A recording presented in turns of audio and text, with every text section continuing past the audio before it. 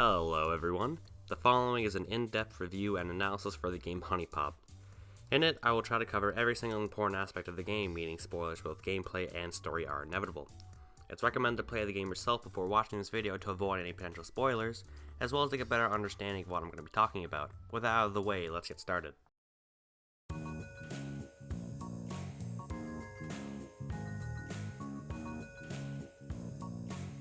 HuniePop is a dating sim / puzzle game hybrid that was released for PC on January 19th, 2015. The game follows the player as he or she attempts to have intercourse with 12 different women through the acts of gifts, conversation, and most importantly, dates. While the first two actions represent the dating sim section of HuniePop, the dates themselves represent the puzzle solving section, as each date has you match tokens in an attempt to get enough points to pass the date. After 5 successful dates with a single woman, the player can then have sex with her. The game's main goal is completed when all 12 women have been successfully sexed by the player. This is no easy task though, as dates get progressively harder with the amount of points required for completion increasing with each successful date. To progress through the game, the player must get honey, which allows them to level up specific traits that make the puzzles easier as they get harder and harder, similar to how you would level up a character in an RPG. However, for the player to get sufficient amounts of honey to level up these traits, they need to buy gifts and food for the girls in the dating sim sections of the game, which cost money, a currency only available as a reward for doing a date. You need honey to pass dates and money from the dates to buy honey. This makes the dating sim sections and puzzle sections of the game intertwine. They become dependent on each other, meaning you can't just play one part of the game without playing the other, or else you'll eventually be stuck and unable to progress. Fortunately, both aspects of the game are very enjoyable and don't easily tire the player out. First, let's go over the puzzle aspect of the game. To play a puzzle, you simply click the Ask on a Date button when with one of the girls. She'll accept the invitation and you'll both be taken to one of 20 places depending on the time of day. When on a date, the puzzle grid is on the left side of the screen with whoever you took on the right side. Whoever you took will wear up to 5 different outfits depending on where you go, and each place comes with an impressively detailed background along with relaxing music that never gets annoying or takes attention away from the puzzle. The date starts after your date comments on the place you arrive at, and, as I said earlier, when actually doing the puzzle, the player's goal is to get enough points to pass the date before they run out of moves, or else they'll fail. This goal is in the form of an affection bar at the bottom, which fills up when the player earns points, or what this game calls affection. To get affection, the player must match affection tokens, of which there are 4 different kinds. Orange Moon Romance tokens, Green Star Flirtation tokens, Red Flame Sexuality tokens, and Blue Music Note Talent tokens. These tokens all net the player affection when 3 of the same kind are matched, while matching different kinds of tokens together is impossible. When a match is made, the 3 or more tokens that are matched disappear, the player is awarded with the proper amount of affection for the match, all of the tokens above where the match occurred fall down, taking up spots the match left behind, and new tokens will fall from the top of the grid. Of course, matching more than 3 tokens at once will reward the player with even more affection. What kind of affection tokens you match actually matters, as each girl has their own preferences and dislikes when it comes to the tokens. For example, Aiko prefers sexuality and doesn't care much for talent, so matching red tokens will reward the player with even more affection than if they matched any other kind of token, while the opposite is true for blue tokens. Matching blue tokens will punish the player with less affection than if they match tokens of any other kind. This ensures that each puzzle is different with each girl, as they all have different preferences, and it prevents the puzzles from becoming a match whatever you can fest, as it's almost necessary for most dates to match the preferred tokens and avoid the dislike tokens. There's a chance that when an affection token match is made, a single power token will appear where the player made the match. This power token, when matched with other affection tokens of the same kind, will greatly multiply the amount of affection received from said match. The chance of a power token appearing depends on how big the match you made was. For example, a match of 5 has a higher chance of spawning a power token, while a match of 3 has the lowest chance. Power tokens are a dynamic addition to the game that can help the player out, and it rarely feels like they can ever net them an easy win. Moving on, the yellow bell-shaped joy tokens give the player an extra move. The moves themselves are represented in a yellow rectangle below the affection bar and show how many times the player can make a match before the date is over. The player only has 20 moves by default, so it goes without saying that joy tokens are incredibly useful and provide this sense of hope for the player. For example, if a player only has little to 1 move left and then they spot a joy token match on the corner of their eye, they might go, "Oh yeah!" before getting the free move and then using it to successfully complete the date. You could say that joy tokens provide the player with joy or something like that. The pink heart-shaped passion tokens give the player passion, which increases the score multiplier for the duration of the date. This score multiplier, shown in a pink rectangle below the affection meter, displays how much extra affection the player receives from affection tokens, and will increase the amount earned with each passion match. Without increasing the multiplier, it becomes incredibly hard to get enough affection to fill the affection bar, giving passion tokens the same importance as all other tokens. However, the passion multiplier has a limit, and once this limit is reached, passion tokens become worthless as the multiplier won't increase after it's hit the limit. This means that after the player has maxed out the multiplier, passion tokens become something to avoid matching because they don't give the player anything for matching them, making it a waste of a move. I'll go more into this later, but for now let's continue. The purple broken heart-shaped tokens decrease the player's score based on the percentage of the affection bar filled. This means that the player has to be careful with their matches, especially when close to filling the bar, as accidentally dropping broken hearts into a match of 3 can undo a lot of the player's progress if they're too careless. The player's date will also scold them for matching the broken hearts, so there's a nice touch of negative reinforcement towards the player for doing so. It always makes you wonder what exactly you did to your date that got her so upset.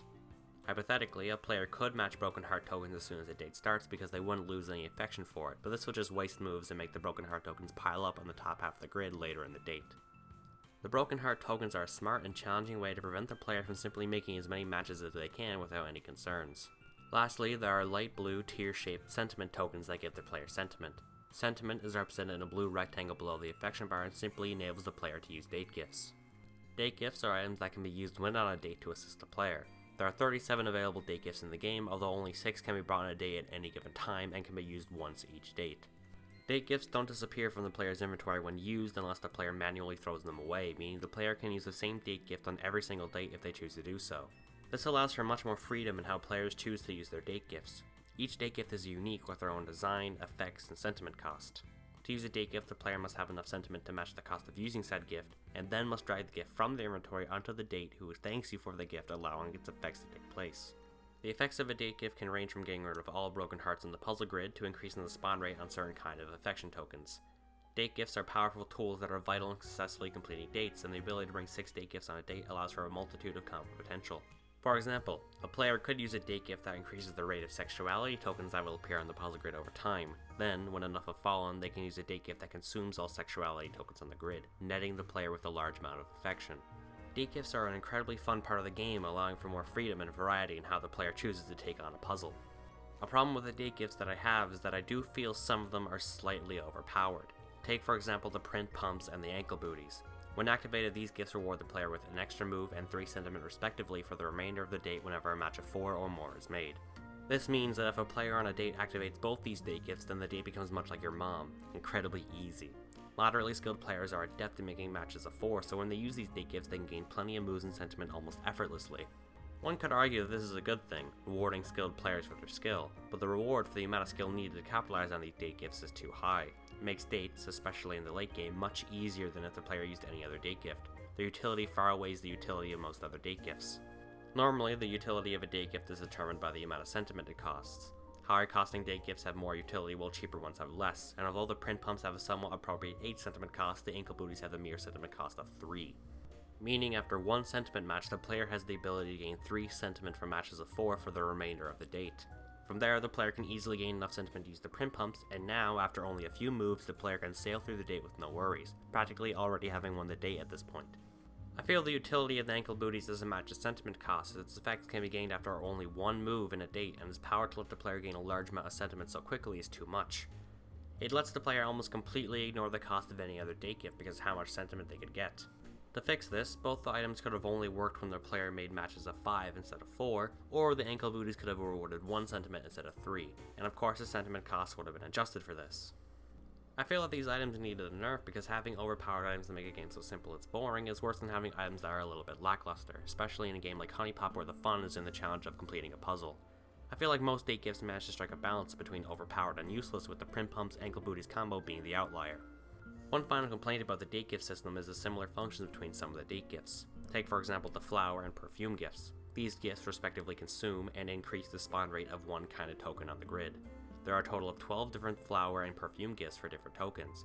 The problem here is that I can't see why this wasn't just made into 2 separate date gifts. If all the flower gifts were combined into a single flower gift that let the player choose what kind of token to consume when activated, then it would be a much more convenient way to use it compared to the current way where the player has to manage 6 different flower gifts and change which one you want to use for specific girls each time you go on a date. After a while, the player will normally have the appropriate flower gift for whatever date they go on anyway, and if they don't, then they simply wouldn't use the date gift on a date where it's not effective.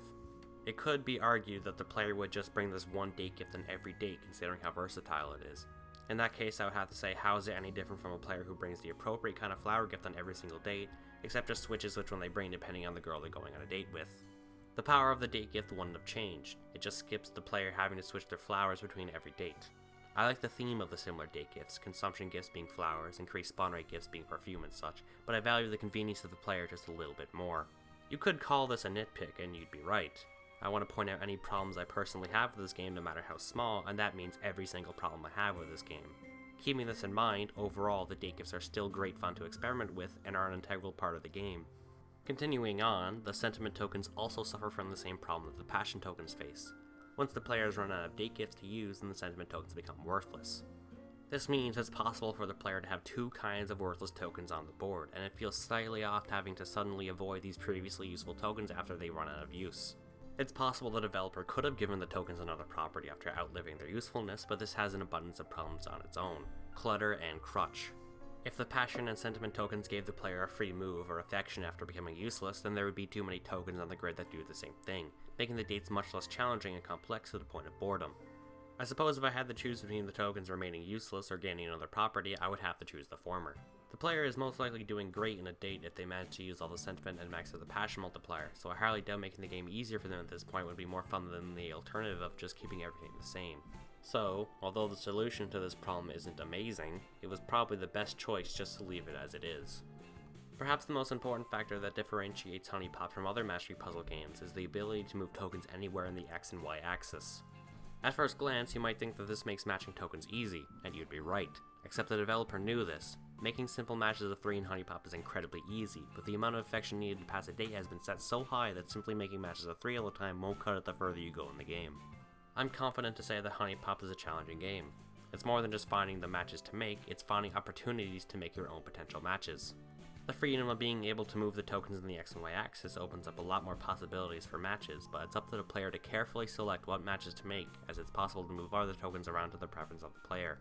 For example, the player may make a small match that won't score much affection, but by making that match, the player has dropped or moved certain tokens to specific spots, which open up the possibility of a bigger match, thereby netting the player much more affection than previously possible in an earlier turn. There's plenty of advanced token movement techniques a player can learn throughout the game thanks to this mechanic, and it really makes the player feel like they're actually getting better at the game the more they play it. This feature adds this big element of strategy and really thinking through your matches. It's a uniquely brilliant mechanic, and it's what I think makes HuniePop stand out among the other Match 3 puzzle games out there. It's not flawless, there are a few bugs relating to tokens not registering correctly when the player is moving them to create a match, but those are far and few in between. Overall, I consider the puzzle system in this game to be nearly perfect, and all the puzzle elements I just listed are necessary to consider at all times when the player is making matches. If you took away any element from the dates, then the game would be much less entertaining, and there's nothing in the puzzle system that could potentially ruin the experience for the player. Taking away sentiment takes away the date gifts, which provides some of the more interesting gameplay and replayability, as there are so many different ways to use all of them that can change the way a player plays a puzzle. It goes without saying that if the player could simply use date gifts whenever they wanted, it would remove all challenge, or alternatively, if date gifts were able to be used at set points in the date, then the player doesn't have to earn the ability to use them. Taking away passion tokens, and with it the passion multiplier, would allow dates to be completed too quickly, as affection tokens would always have to be worth enough to make the player succeed if there was no way to increase their value, making the game feel more static and samey and boring, you get the idea. If the amount of affection needed to pass a date was increased to compensate, then every date would just involve a long process of making affection token matches from start to finish over and over again. Taking away broken hearts would remove any sense of danger or need for a player to think carefully about their matches. Taking away joy tokens would prevent skilled players from earning more moves through skilled positioning, and it would take away the crutch that lesser skilled players might need to pass a date. Taking away moves would make the game impossible to fail, removing all challenge and making it boring. Taking away the different affection tokens and replacing them with less kinds of tokens would mess up the preference system for the girls by having a lot of them share the same preferences for tokens, removing the point of having them to begin with. If the different kind of affection tokens were removed entirely, that would make the matchmaking incredibly easy. Taking away power tokens would remove one of the few dynamic elements from the game, not only making it more boring, but would also remove the extra reward players can receive for making bigger matches. Taking away the freedom of moving tokens anywhere in the X and Y axis severely limits the player's options and removes the strategy aspect I talked about earlier. Lastly, taking away the affection bar removes any goal from the player. As you can see, every element contributes to the enjoyment of the player, and there's nothing here I would want to have removed. I should note that the simple act of matching tokens is satisfying. The various twinkly soft sound effects that occur when a match is made, combined with the visually pleasing particle effects, work together to create a subtle yet gratifying feeling in the player every time a match is made. Even the affection bar itself is satisfying to look at, with the black bar slowly filling up with colored affection put in by the player. Coupled with your date occasionally complimenting you for making a good match, it goes without saying that making matches satisfying and rewarding was successfully accomplished by the developer. The player's date will either express their satisfaction or disappointment with the player in the appropriate scenario. The disappointment shown by the player's date can range from subtle to outright blatant expression of a letdown. Either way, it's very effective in making most players feel bad or disappointed with themselves for failing the date. This is an incredibly important factor of the game because of the lack of punishment involved in actually losing a date. There are no lives, no game overs, and little to no setbacks or penalties. If the player fails a date with a girl, then he or she can simply go start another one with the same girl the next day. Even during a loss, a player will still be rewarded with money based on how much of the affection bar they filled. This is why the disappointment expressed by the girls on a failed date is important. The player needs to fear losing and feel bad in case of a loss, as nothing else besides a short setback of needing to try again the next day isn't enough to accomplish this. The importance of this one mechanic cannot be understated, or else losing a date wouldn't feel too much like a real loss. On the other hand, the satisfaction expressed by the player's date during success, although still rewarding and good to have, is not nearly as important as the player is already awarded plenty for completing dates successfully. On a success, the player still gets extra money, progression towards completion, unlocks the outfit their date wore on the date, and the simple satisfaction of being able to complete a difficult puzzle, which makes the reward of a congratulatory voice line from the player's date feel less effective than its negative counterpart. It's still a good aspect of the game nevertheless, and it would feel odd if the player's date didn't say something after a successful date. Although I feel the game would benefit more if there was actually a way to lose progress. Maybe in hard mode, failed dates can take away money, or simply set back the number of dates of the girl you've successfully completed. I think some players, myself included, would enjoy the risk of actually losing something with every loss, because as it stands, it's impossible for the player to lose progress no matter what they do, with the sole exception of matching a broken heart token. As I said earlier, the player is always rewarded with money at the end of a date. The amount of money a player has is dependent on the amount of moves, sentiment, and affection the player has by the end of a date. This rewards skilled players who successfully finish dates while using as little moves or gifts as possible. More than that, it also rewards players who play on higher difficulties as they raise the amount of affection required to complete a date, resulting in more money on completion. As I said earlier, this money can be used to upgrade the player's traits. These upgrades include individually increasing the amount of affection each type of token gives the player, increasing the maximum level for the passion multiplier as well as increasing the amount of passion tokens give out, reducing the amount of affection broken hearts take away, increasing the multiplier of a power token, and finally, increasing the chance a power token will appear after a match. All of these upgrades are incredibly useful and practically needed when progressing through the game because of how dates get harder after each successful one, giving money a great importance. When a date is over and the player has been given their money, the game saves before returning to the dating sim portion of the game and leaves off wherever the player was before they asked the girl on the date. There is technically another type of puzzle in the game, although I consider it more of a minigame than anything else. When the player has successfully completed the 4th date or higher with one of the girls at nighttime, she'll ask if she can stay at the player's house for the night, some being more blunt about it than others. The player is then brought to their bedroom with their date, and this activates the sex minigame. In this minigame, all the tokens on the puzzle grid become affection tokens with the exception of the broken heart tokens that disappear completely. The goal here is to still fill up the affection bar, however the affection bar quickly starts to deplete any affection it's filled with. This turns the minigame into a match whatever you can as fast as you can session, as all the affection tokens are worth the same while the minigame is active and there's no way to lose. Even if the bar depletes completely, nothing happens and the player can continue to the minigame as they were. There's no passion multiplier, no moves, no sentiment or date gifts. It's the simplest part of the game, yet it's still gratifying and rewarding enough to the player for a few reasons. Firstly, and like I said earlier, making matches is satisfying enough on its own, but here the player is constantly making matches at a fast speed, and because there's only affection tokens, matches chain react easily, resulting in even more matches here than anywhere else in the game. It's very gratifying listening to all the matching sounds and watching all of the colorful particle effects on the screen go into the player's date. That's another thing too, the player's date. In this minigame, whoever the player decided to sex up is stripped to her underwear, and every time the player makes a match, she'll sexually moan. When the player fills up the affection bar halfway, she'll take her bra off. However, the big reward is when the player fills up the bar all the way. You hear your now sexual partner climax as she moans rapidly until one great last sound of pleasure escapes her mouth and echoes off into a faded screen, only to fade back revealing your partner in the aftermath of your pure, sexual glory. This is what the player has been working up towards, and the payoff is well worth it in my opinion. The player gets to do this 12 times, and it's exciting each time in more ways than one. The game does a good job of building up to this moment from the very end of the first date. After a normal date, whoever you went on the date with will send you a detailed photo of herself along with a description of what she's doing, acting as another reward for successfully completing the date. This increase of lewdness with every date prepares the player for what they're going to see at the end of the final night, and raises their expectations, making them anticipate the moment when the sex minigame finally occurs. The game has successfully prepped the player for the reveal of the sexual photo without even directly telling them. It gets even better after the first time the player has sexed the girl, because now they'll be looking forward to completing the night date that gets them laid even more the second time. This puts a great importance on completing the night dates, as the player will want to see the different sexual experiences and final pictures with each of the girls. If the player fails a night date, it feels much more painful, as they're now further away from reaching this goal after so much anticipation. The sex minigame in of itself could be considered a good representation for actual sex, moving rapidly, trying your best not to stop in an attempt to make your partner climax while receiving pleasure and gratification yourself for doing so. Also, the better the player is at a sex minigame in HuniePop, the faster they'll finish, much like in real life for a player who's actually gotten good at a sex minigame in HuniePop. After the climax, the player wakes up the next morning with their date in the dating portion of the game. The player also receives a pair of the girl's panties, not only as a way to track who the player sexed, but also as a prize or a keepsake for the player. Something to look back on and remember what you did that one night. You can, of course, sex the same girl again after the first time by simply completing another night date with her. The sex portions of this game are very well done, but I do have one complaint. If you sex the same girl again a second time, then the picture of her in post-sex glory doesn't appear upon completion of the sex minigame. I'm confused as to why this is, and I can't think of any possible reason for this. It's a pretty major downside for players who will want to sex their favorite girl more than once, and I think the end picture really adds to the experience. You can still view all earned pictures, including the sex ones, in the main menu or in the girls' profiles, but I'm still disappointed in the decision nevertheless.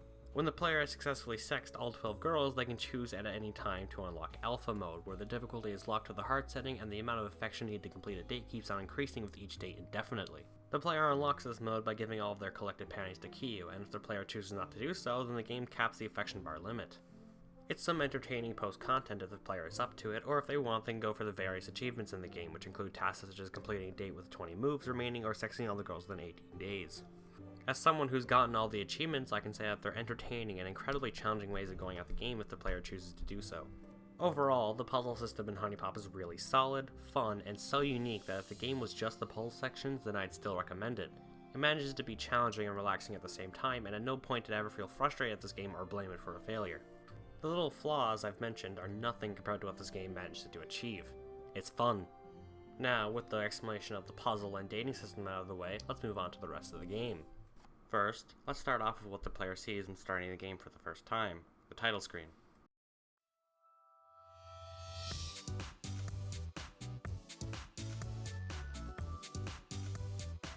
The pleasing visuals, the catchy music, the bouncing logo, and all of the girls happily looking directly at the player, it's a very welcoming title screen. It even has Kiyu posing as if she's reaching out towards the player, inviting them to join in.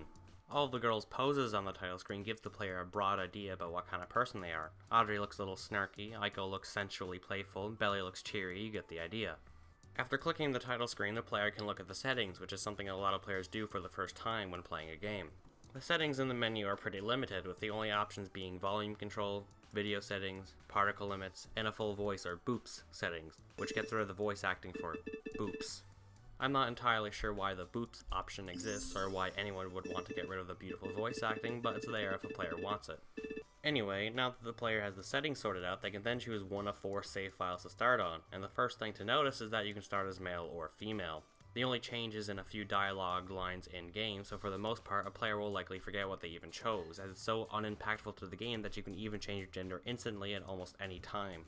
The main protagonist isn't a defined character. There's no name, no background, image, or voice, so it's safe to assume that the main character is supposed to represent the player, meaning a male or female choice, although largely meaningless in-game, is appreciated. Once a gender is chosen, the game begins. The game opens up with the player in a bar. We don't know why the player is in a bar, we're never told why. The player is then greeted by Kiyu and is presented with 3 dialogue choices. All dialogue choices don't have any impact on the game. No different story branches, no effects in gameplay, no reward or punishment for picking the right or wrong one, not that there is any right or wrong one. The only change is the next line that whoever you're talking to will say before promptly returning to the fixed, on-rail dialogue. We'll return to this later, but let's continue.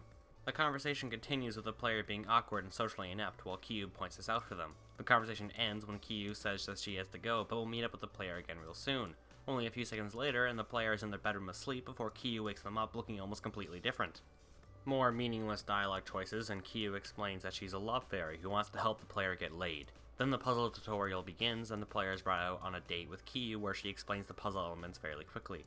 It's a basic tutorial and explains the game well to players who listen, and when it's finished, the player is allowed to get a feel for how the date system works by finishing the date themselves. They can't fail the date, so there's no pressure on the player's part to pass. After the date is over, the player and Kiyu are brought back to the player's bedroom, where Kiyu gives the player the honeybee. The honeybee acts as sort of a portable hub for the player where they can track the locations of the various girls, look at their profiles, organize the player's inventory, buy gifts, upgrade traits, and manage settings like difficulty. All of which is up to the player to figure out, but it's fairly simple to understand, so I'm glad the game doesn't spend too much time talking about it. After receiving the honeybee, the player can then choose to go to one of 5 locations to start meeting the girls. It doesn't make any difference what location you choose, because you end up going to each location anyway and meeting a girl in each one. There are 8 locations in total, and it's at this point where I should bring up the presentation. Every location in the game has detailed backgrounds, and they all have little things a player can notice even if they're many hours into the game. The music is pleasant on the ears and wonderfully fitting for each of the locations. The soundtrack for HuniePop is delightful. I could listen to some of these tracks on repeat for hours and still not get tired of them. Going back to choosing where to go, for the purpose of this review I'll be starting with the fitness club where the player encounters the girls Tiffany and Kiana talking to each other. The player learns a little bit about these two's relationship from their initial conversation. The player learns that the two are good enough friends for Tiffany to go visit Kiana on her time off, so we know the status of their relationship right from the start of the conversation. We also learn some things about the individual girls themselves. Tiffany is enrolled in school, is a sweet girl who's easy to get along with, is patient and tolerant as she enjoys babysitting children, likes to help others, and is rather generous by agreeing to babysit Kiana's son Philip for free. We learn that Kiana is a single mother of a male child, is hard on money as she needs to wait for her paycheck to pay a simple babysitting job, tries to be hip and young by saying things like "yo!" and tries to be more independent, shown by the dislike of taking handouts even from good friends despite her might needing it, almost as if she's trying to prove something to herself. One thing I have to admire this game for is its ability to seamlessly convey character and information effectively to the player through its dialogue. There's a lot of subtlety in the dialogue, and I'm sure a lot of players wouldn't consciously pick up on some of the things I've listed, but they would have the idea of who these characters are planted in their head. The characters themselves are also very well made, but more on that later. After the conversation, Tiffany leaves and Kiyu appears to give some witty dialogue and advice for how the player should talk to Kiana, which is done through more dialogue choices. It's here where the problem of meaningless dialogue choices that I talked about earlier pops up. The player is given advice for how to talk to Kiana properly, that being, don't be an ass. Despite the good advice, no matter what dialogue options the player chooses, however asshole-ish it might be, Kiana will be the player's friend at the end of the conversation no matter what, but the game suggests to the player that there's actually a chance to screw the conversation up. First off, Kiyu giving the player advice makes the player think that they actually need this advice to succeed, and that they need to pick the least asshole-ish answers if they want to befriend Kiana, which isn't actually needed. Then, when the player befriends Kiana, Kiyu says, "No way! You did it! I did not expect you to pull that off. Beginner's luck!" All of which perpetuate the idea that the player actually did something here and picked all the right dialogue choices, which wasn't the case at all. I'm not saying that the dialogue choices in this game need to be all incredibly meaningful, or meaningful at all. However, congratulating the player for something they didn't do is not something I'm entirely okay with. A high majority of players, myself included, thought that they actually befriended the girls themselves thanks to their own choices before coming to the realization later on that it was going to happen anyway and the choices were irrelevant. This spawns disappointment. The player is going to feel discouraged that they didn't actually do or accomplish anything. Dialogue options are needed in a dating sim. The player needs to feel like they're actually talking to a girl. A feeling scripted sequences can't achieve. If you're going to present dialogue options as meaningful, then make them meaningful or vice versa.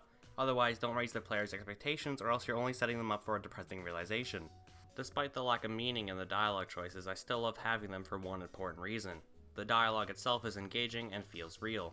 HuniePop is a very replayable game, so on a second or third playthrough, the various options in the dialogue are much more welcome to players who already know the choices are meaningless and just want to see how the girls react to each one.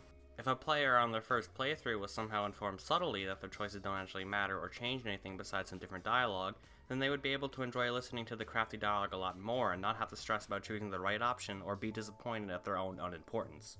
Going back to the game, after the player befriends a girl, in this case Kiana, Kiyu explains that the player can now track Tiffany's location with the honeybee and go see her later. Getting over how creepy the idea sounds, having a device that can track a girl's location so that you can follow her, the game explains that Tiffany is able to be tracked because she was in range. This raises a few problems. If a girl only has to be in range to track her location, won't the player get a lot more random girls popping up on the honeybee?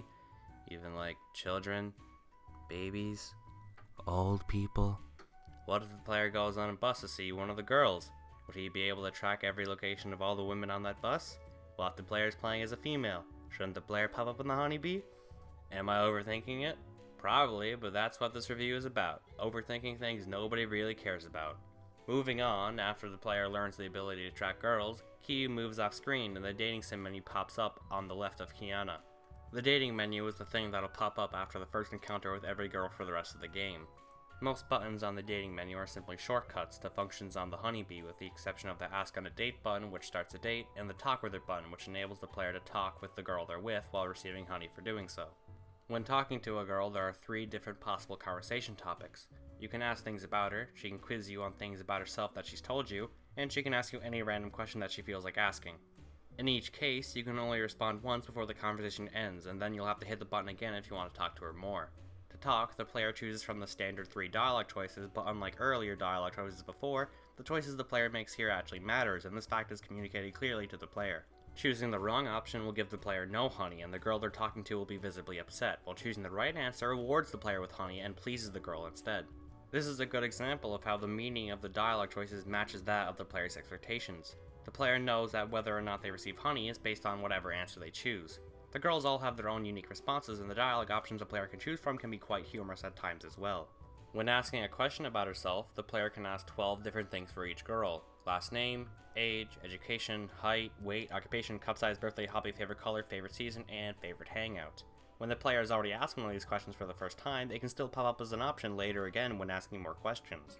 If the player asks the same question twice at any given point in the game, they will receive no honey for it, and the girl they're talking to will be visibly annoyed. Likewise, if the player asks a question they've never asked before, they will be rewarded with honey. Much like real relationships, the player is forced to remember stuff about the girls if they want to get far with them, not only because the player has to avoid asking the same question twice, but also because she'll quiz you on herself at random points. Whenever a girl asks the player a random question, the player has to think about what she would want to hear and respond with that. The random questions are tailored to each of the girls and are fitting questions that they would ask considering their personalities. In my opinion, the absolute best thing about talking with the girls is that you can learn a lot about them and figure out neat little things for yourself. The best and most obvious example of this is of Tiffany. If the player asks for the last names of Tiffany and Jessie, they might notice that they have the same last name, which severely hints towards Jessie being Tiffany's mother. A pretty neat reward to a curious player, but that's not all. If the player asks about Jessie's schooling level and then also asks about a job, they'll learn that Jessie had to drop out of high school to care for her daughter, and then went on to work as a porn star. This feeds the player more background information about the girls and their relationships, but that's not all. Tiffany can ask the player if they care about family and their opinions on smokers. If the player says they don't visit family and they can't stand smokers, Tiffany will agree with their answer, saying how she doesn't like her mother or smokers either, and Jessie, presumably Tiffany's mother, smokes in one of her date photos. In conclusion, from the simplistic Talk with Her button, we have learned that Tiffany was a result of teenage pregnancy, and Jessie had to drop out of school to take care of her new daughter before turning to porn to get the money to do so. However, Jessie started to like the attention a little bit too much and started to ignore her daughter, shown by her careless smoking around baby Tiffany. Jessie most likely gave Tiffany a bad childhood through not giving her enough attention or through other unexplained difficulties. This explains Tiffany's desire to do well in school and be nice around people. She has a deep dislike for her mother and doesn't want to be anything like her. It also explains why Tiffany is such good friends with and admires Kiana. The player can also learn that Kiana is a single mother who had to drop out of high school to take care of her child, putting her in the same situation as Jessie. The major difference being that Kiana tries her best to carefully provide for her child, while Jessie did a poor job of providing for Tiffany. Kiana is the mother Tiffany wished she had as a child, and she relates to Kiana's child Philip, which explains why she likes babysitting him so much. The player can also learn that Jessie has a great value for family, perhaps showing her regret of poorly raising Tiffany as they no longer talk to each other because of it. The player can learn all this through the simplistic conversation mechanic, and the reward of simply knowing more about these characters is well worth it to those who are curious enough about them to investigate these things themselves in the first place. As you can see, the Tiffany story got pretty deep, and it all relates to what I said earlier about these girls being thought-out characters. Most players won't notice or care about anything like this of the sort, and I can't admire the amount of thought put into these characters enough. There's plenty of information about the girls directly told to the player, hinted at towards the player, and I'm willing to bet a lot more that's never even vaguely mentioned to the player in any way. There's a lot left of speculation about the girls, and it's really fun with how much you can find or theorize about. Of course, most of what I said about Jessie and Tiffany are assumptions based on the evidence. I may have gotten some or most things wrong, but it's still fun to do nevertheless. More confirmed information about the girls would be interesting, as analyzing these characters is one of my favorite things to do in the game, and if there's one thing I can praise this game for above all else, it's the characters. It's incredibly natural for your average player to become attracted to these characters thanks to how authentic they feel, and I know I sound like a broken record at this point, but the characters are the best part about the dating sim section of this game by far. I don't think there even needed to be this much thought put into the girls, considering most people wouldn't bat an eye if they were simple cutouts of random character tropes. The girls are based on actual women the developer knew in real life, and I think it really helped with the authenticity of the girls. Either way, I can't thank the writer enough for deciding to put the extra effort in to make these girls feel like real people. However, one complaint I have is that there's never enough revealed or enough things for the player to figure out for most of the girls. This flaw only really matters to the lore whores, aka fucking losers such as myself, but unless I'm missing a lot of little details, almost nothing related to the personal histories of most of the girls are even hinted at, and the little details revolving around the background of these girls never goes past the Tiffany example I mentioned earlier. In fact, I don't think anything comes close to it, so although there are plenty of neat little things for the player to figure out, there's not nearly enough in terms of substance and quantity for all of the girls. I'm highly confident that there's more that we're not told that could be put in the game for the people who are really interested in these characters, but as it is now, nothing more can be done than to just theorize and assume vague details of the girls' histories with the lackluster amount of information we're given. I can tell there's more to the girls than we're ever told. It's clear they all have their own aspirations, flaws, dreams, worries, weaknesses, fears, and more. These are really good characters and we're never told enough about them. Still, they feel very real and comfortable to talk to. That's what matters the most, and I'm glad it's been done right. It's evidently clear that story isn't a big focus with HuniePop, and I'm okay with that. It doesn't have to be, and what we're given is more than good enough. The entire story in HuniePop is just about a guy who wants to get laid. Nobody, including myself, is expecting any big intricate story or world building here.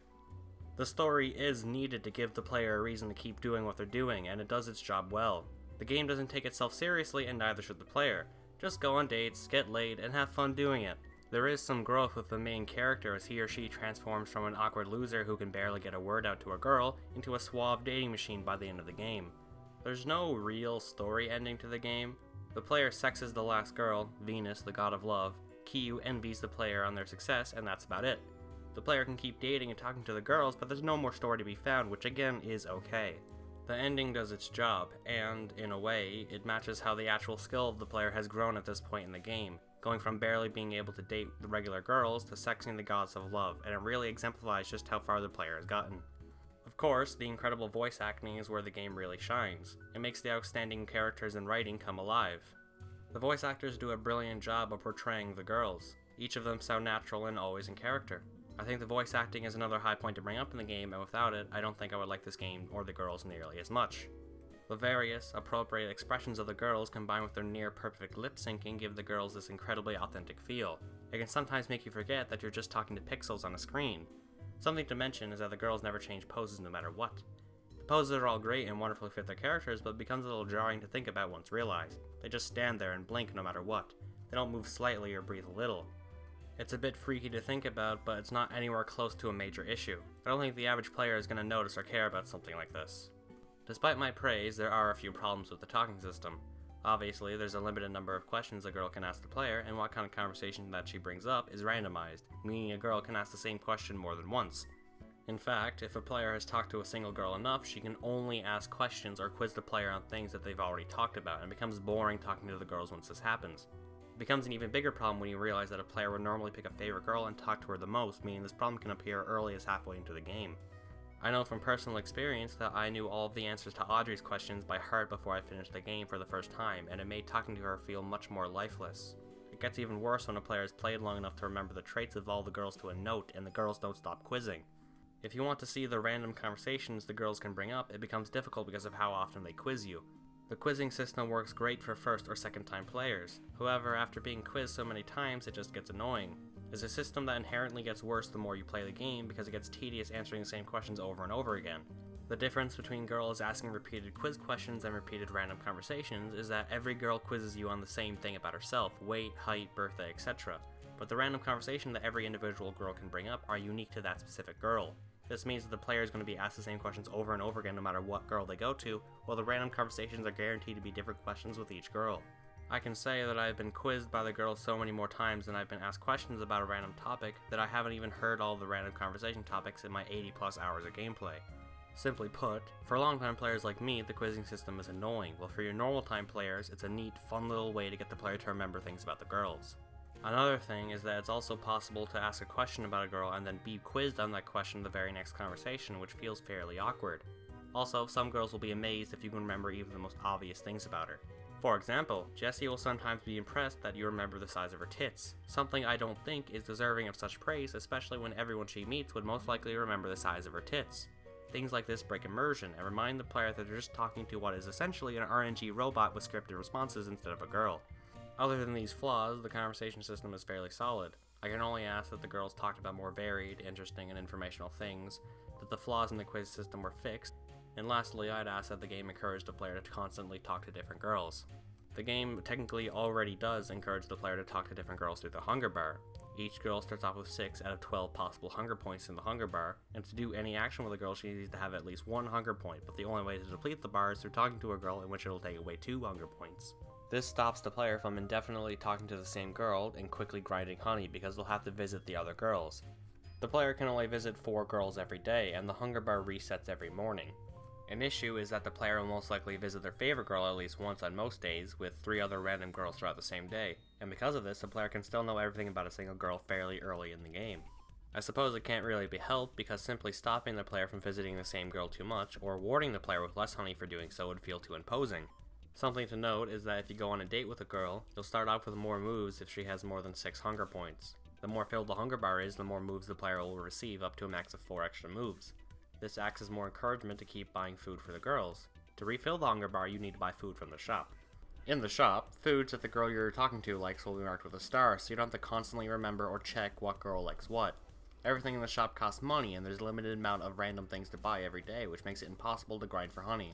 Also in the shop are gifts that the player can buy to give to a girl, which will reward the player with honey, and the more expensive the gift, the more honey the player will receive. Gifts that a girl likes will also have a random chance to unlock one of 5 different hairstyles for the girl you gave the gift to. The unique gifts are gifts that are unique to each girl and permanently make the player receive more honey for talking to whatever girl they gave the appropriate gift to. This ensures that the amount of honey a player receives from talking to a girl never becomes too low for the player to even bother with. What kind of gifts or food a girl will like isn't completely random and is loosely based off their characters. For example, Tiffany likes academic gifts and Kiana likes yoga type gifts. Same thing with the unique gifts, which are just very blatant things the girls would like. For example, Nikki's unique gifts are all about video games, and Aiko's unique gifts are all about Japan. When a player gives a girl a gift, she'll thank them for it, but because the responses are randomized, some girls can overly thank the player for different things. Like when a girl says, "My collection was needing this," when all you did was give her a pencil. Set responses for the gifts, or at least the unique gifts, would have counteracted this problem. Moving on, gifts that a girl would love are marked with a heart, and when given to the girl, the player is rewarded with their own gift box in their inventory. If the player opens the box in their inventory, they'll be rewarded with a random date gift. Date gifts being rewarded randomly force the player to experiment with the different date gifts they're given and try out the new ones they receive. The date gifts are all highly useful, so there's little chance a player will be screwed over by RNG when receiving date gifts early in the game. You can choose what kind of date gifts to bring on a date in your inventory by dragging items from the large inventory into the date gift hotbar at the bottom.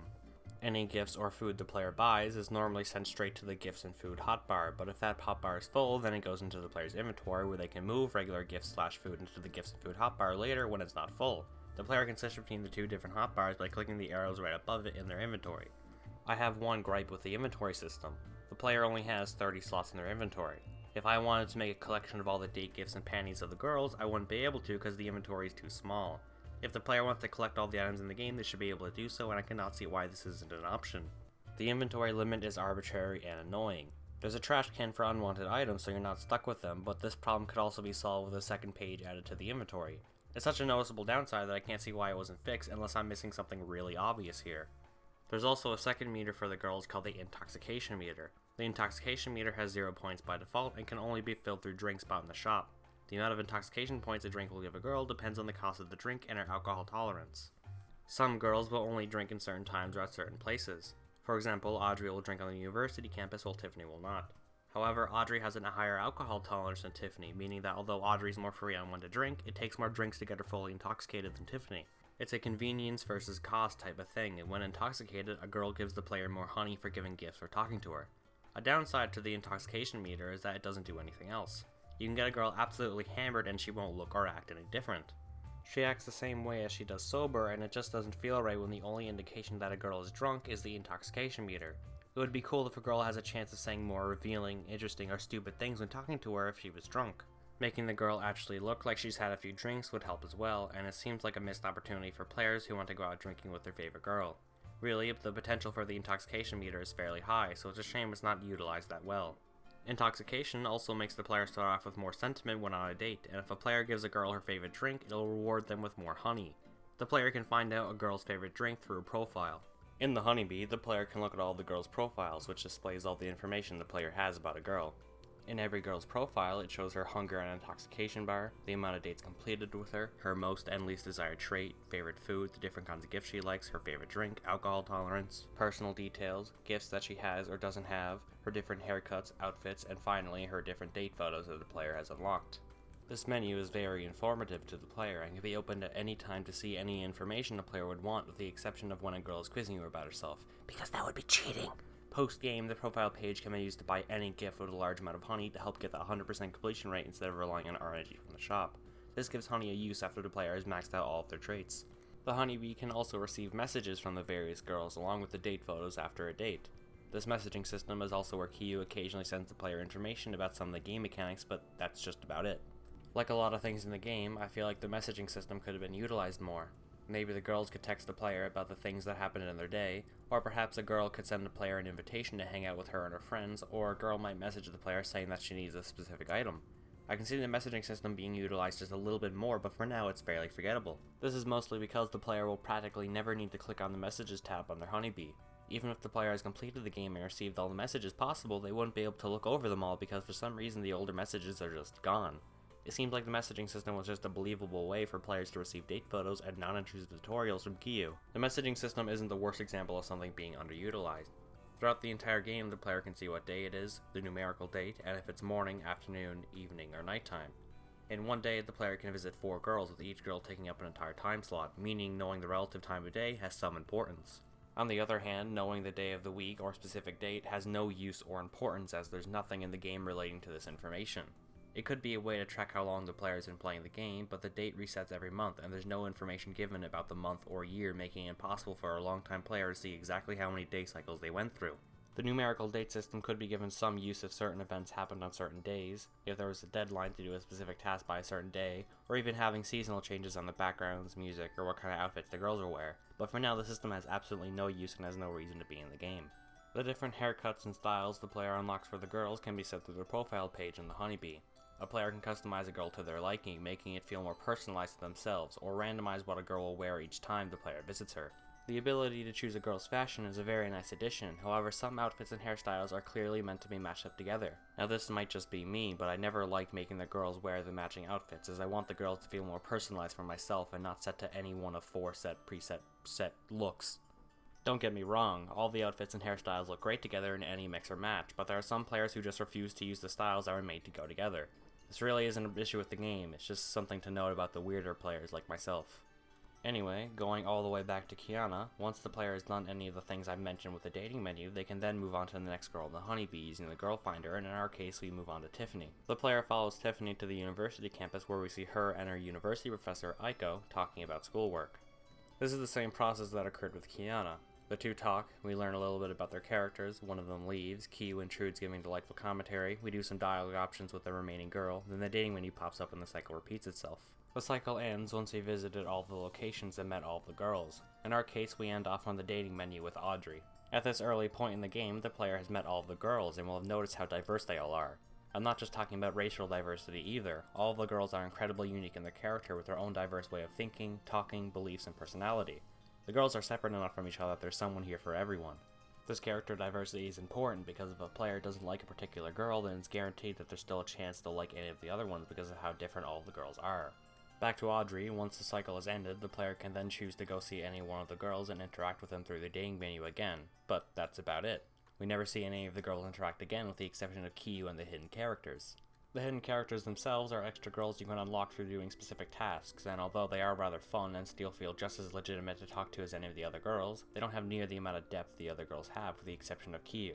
I'm not even exaggerating. The hidden character's Momo's entire backstory is that she's a human kitty named Momo. A major reason for this lack of depth is the fact that these girls don't ask the player about random topics like the other girls. Instead, they ask questions about specific things like cats or space, which is a surprisingly welcome change of pace. There didn't need to be hidden characters in the game, but I'm really glad that they're in there, and the method of unlocking these girls are kept a secret with only vague hints to guide the player. If the player finds one of these girls through luck or experimentation, they're in for an extraordinarily unexpected and pleasant surprise. For this, I can forgive these hidden characters being a little more lackluster in terms of depth compared to the other main girls. My biggest complaint with HuniePop as a whole is that there's not enough of the girls. Remember all their relationships that the player learns about for the first time? We never see more than 2 of the main girls interact like that again. Ever. There's a sparse few lines from the girls where they acknowledge that another girl exists, but that's about it. Even after having sex with the girls, nothing happens in the morning except for a single line of dialogue from whatever girl you sexed. Kiyu does pop up for the first and last girls you sex, but I'm talking about a conversation with the girl you just had sex with. No new scripted conversation with optional dialogue like at the beginning of the game, it's just the normal dating menu and that's it. You'd expect there to be something more than a single line from the girl. It's anticlimactic and it's disappointing. The lack of interactions between the girls becomes even more taunting if a player buys the Digital Art Collection DLC for the game. In the Digital Art Collection, the player can view various pictures of the girls hanging out doing random things with each other, and it's rather bothersome that we never see any of it in-game. There's a gold mine of potential with these girls. There could be special events where a girl might talk to the player about a specific problem. 2 girls could be talking to each other having some kind of dispute, and it's up to the player to settle it if they choose to do so. A girl could message the player if they want to hang out with her and her friends. Events could happen on specific days. There could be so much more the player can do and see with these girls, but nothing ever happens. For me, it's the game's biggest flaw. Of course, one could argue that the player never sees 2 separate girls interact with each other after the first time, because if the girls talk to each other in front of the player, then they would find out that they're dating 12 different women. Remember, this is a world where fairies, catgirls, aliens, gods, and magic exists. I'm sure something can be worked out that would allow the player to see or talk with multiple girls. I know HuniePop isn't a game about story, but it's a game about the girls, so it makes sense for the player to want to see more of them. One last thing, and this is just my perverted brain talking, but being able to interact with multiple girls could also open up the possibility of a threesome in the sex minigames. Just throwing that out there. To summarize all my complaints with the dating sim section of HuniePop, the impact of the dialogue choices of the scripted sequences in the game don't match the player's expectations of importance. The conversation system doesn't let the player figure out too much about the girls' personal histories and backgrounds. Repeated conversations. Girls quiz the player way too much. Girls can be too unreasonably impressed with the player for simple things. A small inventory. The Intoxication Meter has no real effects on the girls. Nothing really happens in the morning after sexing a girl. Finally, the girls aren't utilized enough and are too static throughout the entire game. In conclusion, the dating sim portion of the game, although lacking in places and sometimes feeling like just a hub for the puzzle portion of the game, is still fairly enjoyable in and on its own. It's fun going to different locations and interacting with the girls. If improved upon, I could see it having the potential to be its own separate game, much like the potential the puzzle portion of this game already has. Overall, HuniePop is a very enjoyable, relaxing game that, although has a few flaws, is still unique and fun enough to play for hours on end. Its appealing characters, wonderful music, beautiful artwork, and pleasant yet challenging puzzles all come together to create a joyful experience that you won't find anywhere else. HuniePop is, without a doubt, my favorite game. The amount of work put into it by its one developer, Ryan Coons, is astounding. HuniePop has kept me entertained for over 80 hours, and it could keep me entertained for 80 more. I love this game with a passion and would highly recommend it to anyone I know. This concludes my in-depth review and analysis for HuniePop. I hope you enjoyed it and maybe even learned a thing or two. Goodbye, everyone.